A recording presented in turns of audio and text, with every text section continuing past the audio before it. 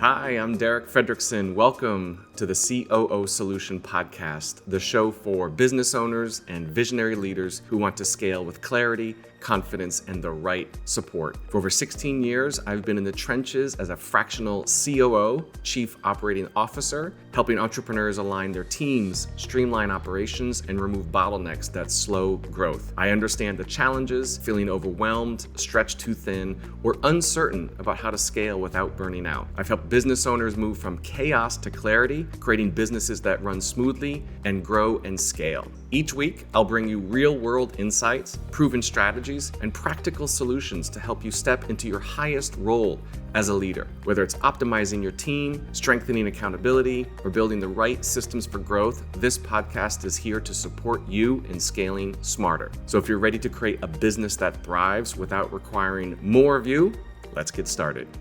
So you've built a business, you've put in the hard work, you've hustled, you've gotten results, but now it feels like you're stuck no matter how hard you push. Listen, what got you to this point isn't enough to get you to the next level. Does this sound familiar? Welcome back to the COO Solution Podcast. I'm your host, Fredrickson, and today we're tackling one of the biggest challenges every business owner faces the moment they realize their old strategies and their old ways of being just don't work anymore. You're probably growing your business, but so are your challenges. Your team relies on you for everything. Your operations feel chaotic, and suddenly your once thriving business is draining all of your time and energy. If this resonates with you, you're not alone. This is the growth ceiling every entrepreneur and visionary eventually faces. And today, I'll explain why this happens, the shifts you need to make, and the roadmap that will help you scale beyond this plateau with more clarity, confidence, and support than ever before. So if you're tired of feeling like you're running in circles, trying to grow your business and scale, this episode is for you. Let's talk about the reality of growth. In the early days of your business, your success was built on hustle, right? You made things happen through sheer willpower and determination, working long hours, perhaps even nights and weekends, right? Burning the midnight oil, wearing multiple hats, putting out multiple fires, and doing everything and anything that needed to be done in order to grow and scale the business. And you were that go-to person for everything. And that worked to an extent for a while. But eventually, every business reaches a breaking point, or what I would call that glass ceiling, where what got you here won't get you there. And here's why. You can't do it all anymore. Your business has outgrown your ability to manage every single detail every single day, right? It's just a natural evolution of growth and scale. The decisions that once felt simple now maybe feel overwhelming because there's more at stake. There's more involved. It requires more kind of mental capacity. And perhaps you've assembled and grown a team, right? Maybe in the beginning it was just you, but now maybe you've got, a virtual assistant or somebody to help you with your marketing or your customer service. And so your team, your growing team, is dependent upon you. Maybe they're waiting on you for direction and clarity instead of taking ownership. And lastly, you may feel like you're constantly putting out fires instead of making progress. I call this the whack-a-mole effect, right? You remember the kind of kids game where, little moles would jump out at the arcade and you have to whack-a-mole here and whack-a-mole there, and kind of this putting out fire mentality. In the beginning, we were scrappy. We were able to do what it takes, but you can't scale whack-a-mole your business. You can't scale putting out fire. So this is the moment when successful visionary entrepreneurs have to make a choice, right? Do they stay stuck or evolve, right? Do they change? And the key to breaking through is shifting from being a doer to more of being a leader, from managing everything to building systems that let your business grow without depending on you for every single decision. How do you get to the next level? Well, the answer isn't more hustle. Okay, it's not working harder. It's not working longer. It's actually working smarter. It's a fundamental shift in how you lead, structure your business, and trust your team. So let's talk about the 5 critical shifts that you need to scale. Okay, shift number 1, from doing to leading. We talked about this a little bit earlier. In the early days, you did it all. But now your job isn't to be in every detail. You can't be. It's not sustainable. It's to lead, set the vision, and build a team surrounding you that executes, that implements, that takes your idea from ideation to completion. You're great at starting things, of thinking about the bigger future, right? The vision, but you need a team surrounding you that can implement that vision. So this means delegating with confidence and trusting the right people to step up, right? I often say you want a team that is confident, that is capable, and that is clear. They're confident to do the work and do it well. They're clear because they know exactly what to do and how to do it. And they're capable. They have the skills, the mindset, the expertise to get it done at a level that you want and you need in order to grow and scale. So that's shift number one, from doing to leading. Let's talk about shift number two, from reactive to proactive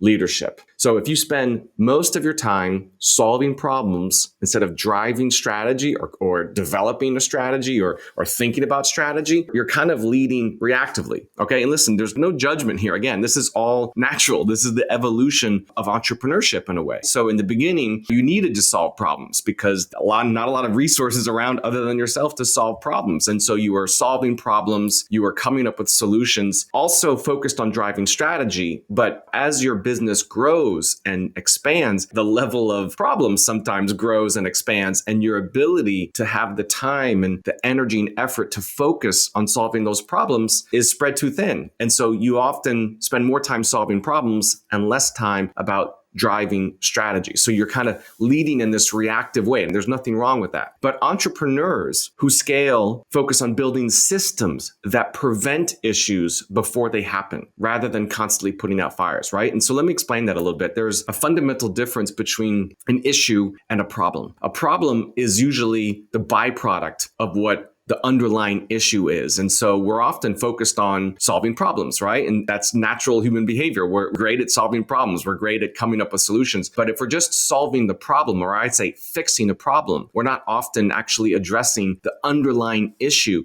that's causing the problem. So we can fix problems all day long, but guess what? The next day, you're going to have more problems unless we go back and actually solve what is the underlying issue, right? And that underlying issue might be the lack of a system, perhaps the lack of a process, or a lack of an aligned team to understand, what they need to do and how they need to do it. So we want to focus more on solving issues and less about fixing problems in a systematic way. Okay, so that's shift number two, from reactive to proactive leadership. Shift number three is from more work to more systems. And I get it. Systems aren't sexy. They're not the thing that people, especially entrepreneurs, jump out of bed and say, I can't wait to implement and create more systems in my business. Right. First of all, you're not really the one that is supposed to be doing that, right? That's what, people like us are there for, to help create these systems. The answer to growth isn't working harder. It's not working longer. It's building repeatable, scalable systems that make operations run smoothly without you having to micromanage. And again, when I say a system, just to clarify, these aren't technical systems, right? These aren't applications that you need to install and develop in your business. These are a systematic way of doing things, a process-driven way of doing things. If we just break down a system in its very simple form, a checklist, right? Do this, then do that. If this happens, do this. If that happens, do this, etc. It's a step-by-step kind of methodology or an approach on how we do things in our business. That system or systematic way of doing something allows us to scale. I've often said that if there's complexity in your business in terms of what you do or how you do it, or what needs to happen in this case or what needs to happen in that case, if there's complexity, you can't necessarily scale complexity. You can scale a systematic way of doing things. So it's, again, a mindset shift from, not working more or working harder, but a more systematic approach on how you do what you do. This is oftentimes what we do when we work with our clients is we're focused just as much on how we're doing something in relation to what we're doing, right? Because if we're just focused on the what and not focused on the how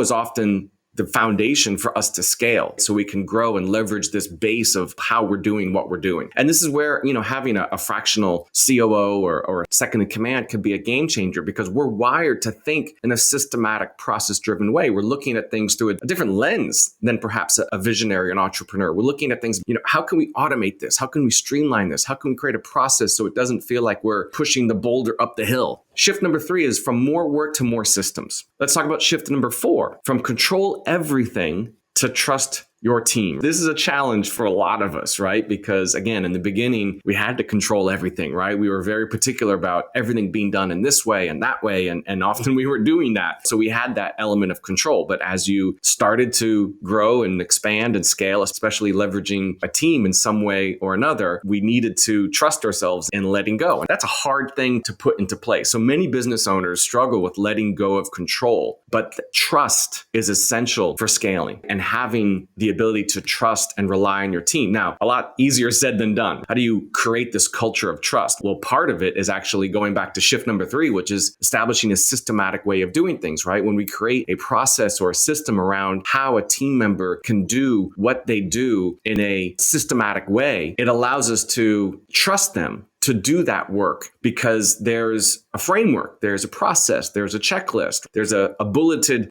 framework of what they need to do and how do they need to do it. It's not like, hey, can you run this project, but I'm going to give you zero clarity or zero direction and zero idea on how to do it. That's not very trustworthy because the team member may not know how to do things in a way that's going to meet your level of expectation. But if we give them a framework or a systematic approach and a checklist in a way that can be delegated, they have a lane that they can stay in order to do what they need to do, that's going to meet your level of expectation. So hiring, training, and empowering the right people in the right seats allows you to step into your role as a visionary rather than being stuck in day-to-day operations. It's not just about finding the right people for the right seats, but it's about training them, onboarding them, and empowering them to be successful, right? It takes time. You need to invest in their success in order for them to support your success. And so being able to facilitate that, to have a long-term benefit requires, some time and some energy and some effort in the beginning to ensure that those team members are feeling empowered in order to drive the business forward, right? So that's shift number 4, from control everything to trust your team. And lastly, shift number 5 is from short-term thinking to long-term strategy. And I get it. Listen, I understand these are a lot easier said than done, but these are the small kind of bite-sized mindset shifts that actually start to, creep open the door of a different way of doing things in your business or a different way of being in your business and starting to go down a different path on scaling your business, right? Again, this is the road that what got you here won't get you there. I can't share with you the lessons about what's going to be more of the same because that's not going to get you where you want to be. So these are shifts, these are changes, these are fundamental breaks in a pattern in order to think differently. So this is all about from short-term thinking to long-term strategy. So focusing on long-term growth is hard when you're always in the weeds. How do you find the time in your busy day-to-day when you're whack-a-mole, putting out fires, dealing with team, etc., to focus on long-term strategy when you're in the weeds dealing with all the day-to-day stuff? So scaling requires you to step back and think ahead, not just about what's happening now, but mostly about where you want your business to be in 1, 3, and maybe even 5 years. So how do you do that? Well, part of that, a big component of that is perhaps giving yourself the permission to have the support and the structure to get you out of the day-to-day. Again, that's what we do with our clients, right? We provide this structure of accountability that allows the visionary entrepreneur to spend less time in the weeds and focus more time thinking about the future, right? Thinking about the long-term strategy. They get the mental capacity to focus on the business versus focusing in the business. And often when they're in the business, it's not like they're focused in the business. They're more doing the work in the business as opposed to focusing on the business. And let's be clear, this is not, oh, great, I've got, fractional COO. I can step out of everything in the business. That's not always the case in the very beginning. That's our objective. That's our goal. But part of the output of this shift in the structure of accountability that we provide allows you to step more into the focus of the long-term strategy and the bigger picture and the vision, which is actually what's going to drive the scalability of your business with the trust and faith and confidence that a second in command or a fractional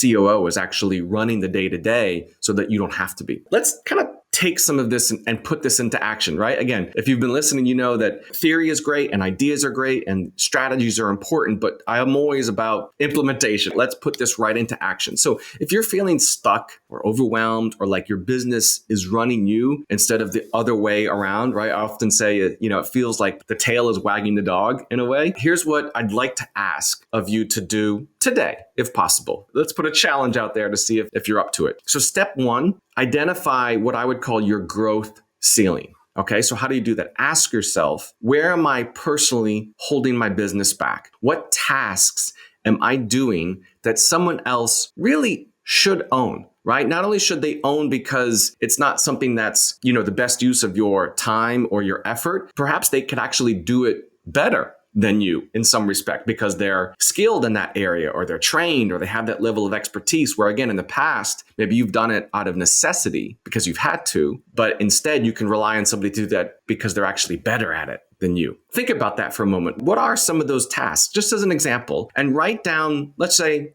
3 things that you're doing now that aren't what I would call founder level work or visionary level work, and start planning how to hand them off, right? Maybe that involves first just getting clear on what those things are. Make a list. And then next, if you have somebody on your team that could, we have to explore if they're able and willing and capable to take those off your plate. Have that conversation, write that email, send that Loom video to them and say, hey, Susan, I'd love to get your help and support with these things that I'm doing every day, every week, every month. And it's taking my time. And I know that this is something that you can help me with because you actually might be more aligned in doing this perhaps better than I currently am doing it. And it would allow me to focus more on the future vision of the company, right? Just kind of putting it out there is a huge first step. Okay. So that's number one. Step one is identify what is that growth ceiling and getting really granular on what some of those tasks might be. Step number 2 is audit your operations. Now, again, that doesn't sound sexy. It doesn't sound fun. It sounds like a really big, intimidating thing. This is actually part of what we do when we work with a client. But just to kind of scratch the surface of this idea, ask yourself, where is your business running smoothly and where is it chaotic? And maybe list the biggest bottlenecks in your business as it stands right now. Maybe that's team. Maybe that's processes, communication with your team. Maybe it's collaborating on projects with your team. Maybe it's decision making, right? Maybe you've got a sizable team, but when it comes to making decisions, there's multiple people that need to be involved and checking with you and then going back to the person that's involved in operations. Oh, we need to check with the person who's in customer service to make sure,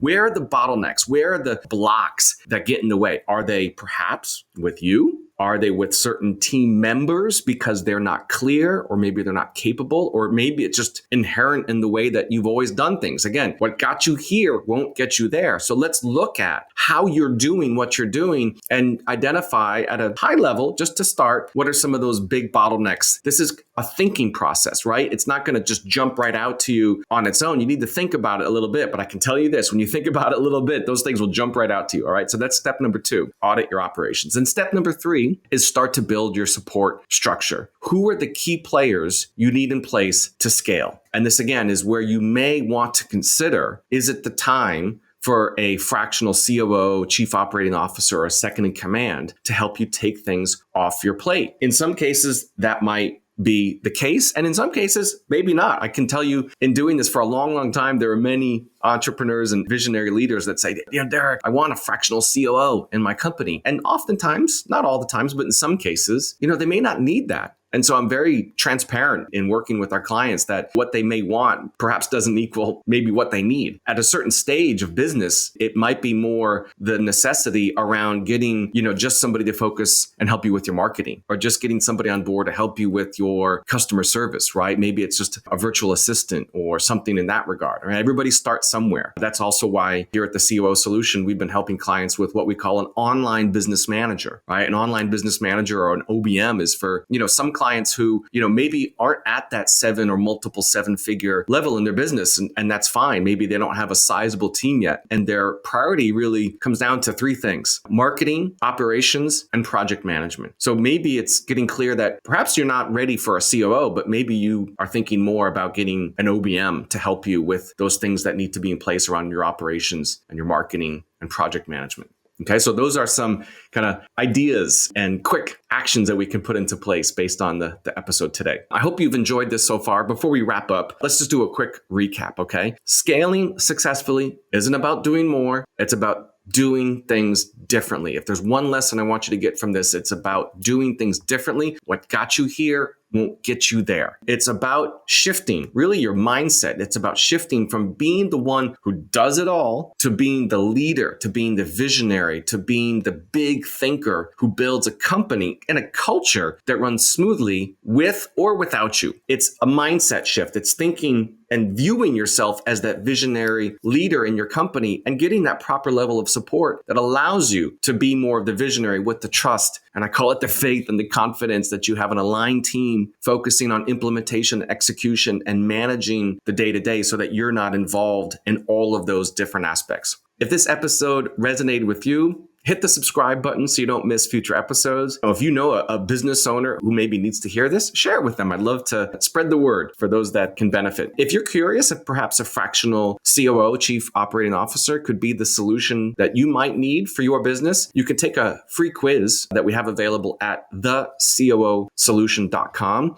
And we'll provide a personalized report on really what might be needed in your business at this time for you to scale. It's focused on marketing, sales, operations, and finance. And I'd love to hear your biggest takeaway from today's episode. You can send me a message on LinkedIn or email me at derek@thecoosolution.com. So that's a wrap on today's episode. Thank you so much for listening, and I'll see you next time on the COO Solution Podcast. Take care, everybody.